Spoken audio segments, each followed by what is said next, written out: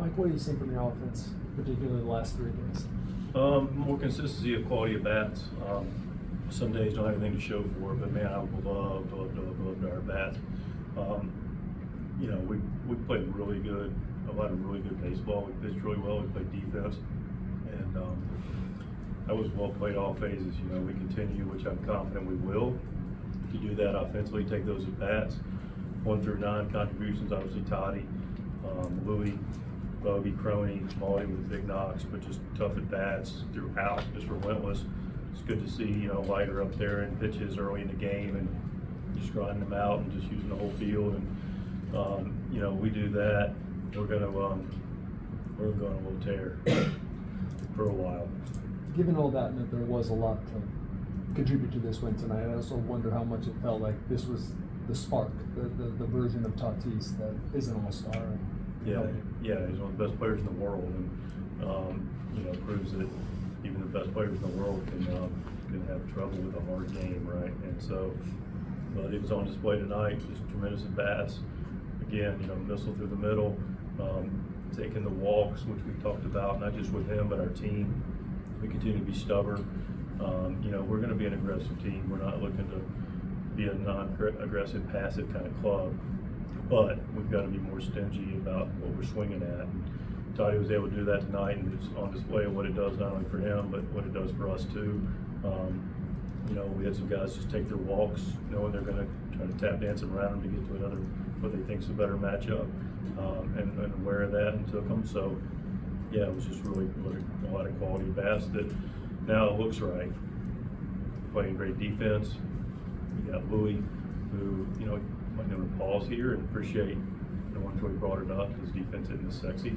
But Louie's played his tail off at first base for a period of time now, and really looking good over there. Makes a nice play in the first, got that run down, and then Crony with the diving play to limit any more damage in the first, and then the backhand play in the second. And it just looks right, and then the pitching's good. You know, pitching was really solid, and did it a little more unique today, and at the end of the day, it worked out. Speaking of the pitching, I know when you had a day like today, you kind of map out a plan and then have some contingencies for that plan. Like, was this more or less kind of what you had envisioned in terms of? More or less, that was the plan. Yeah, I mean, we were looking to get Morgan through 9, you know, and he was able to do that. We were thinking maybe that'd be, you know, sometime into the 3rd, you know, get too full, but you know, they put together some good at bats, but he competed really well through strikes. You know, it's not an easy thing for a guy that doesn't have much time to big leagues to go start on a Sunday night baseball game.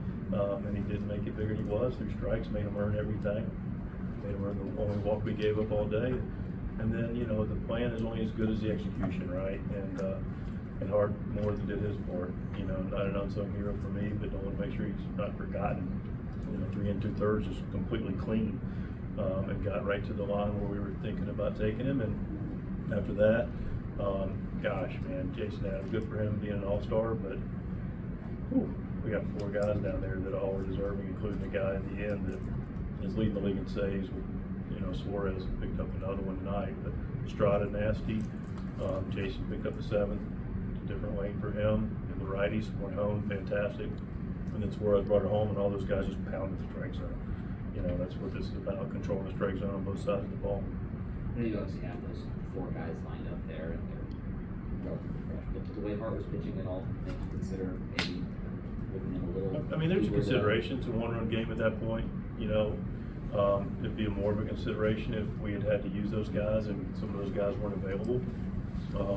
But it did fall into the category of availability for the 4 horsemen in the back, and it also fell into that, hey man, this guy's done his job, you know, and took your hat and move on to the guys to go to bring it home, and they were able to do it. But Hart was great for us tonight. What did you make of the play at home play with Arenado ultimately getting called out? Did you think there was a potential if there was blocking the play there? We called in, asked about it. We have really good people that do our replay, and they were, you know, pretty adamant that, you know, it was within the legal limits of the rule, which we talk about a lot, and is a very can be a little bit of a nebulous rule. But anyway, we didn't feel like it impeded the rule based on the throw. It's been a slog for Jackson Merrill since about mid-May. Obviously, year two, young player, league's made some adjustments to him. What are you seeing in terms of those adjustments and why they've been so effective? Yeah, I mean, you know, the league has made adjustments. I think the league made adjustments last year. Jackson made counter adjustments. Fully confident Jackson be able to do that.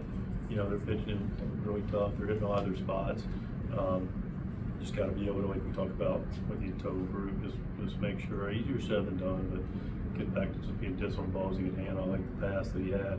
You know, almost got the ball in the right center, could open the game up, and it was in an area that he likes to, you know, put good swings on. So just doing that as much, and you know, Jackson will be just fine. And you talked about it earlier today. I know you talked about it like all season, but what's it mean for you personally just to see Darvish make his debut?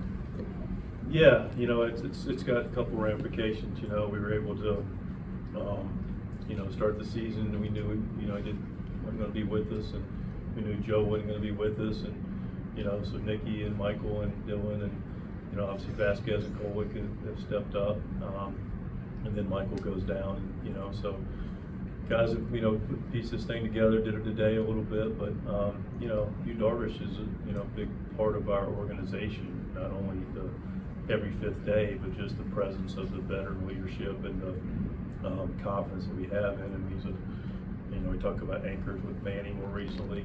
You know, Joe's an anchor, still doing his part without being able to perform on the field. But you know, Darvish is right up there as a big anchor for us as well, pitching big games for us and a big part of the club. So him being able to get back not only is a boost to the starting rotation, just a boost to the, you know, experience that is the, you know, a lot of what we were able to do successfully as a Padres.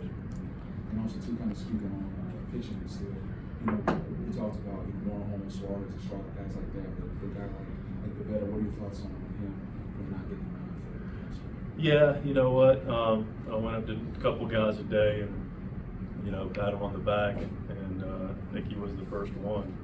You know, I'd like a recount.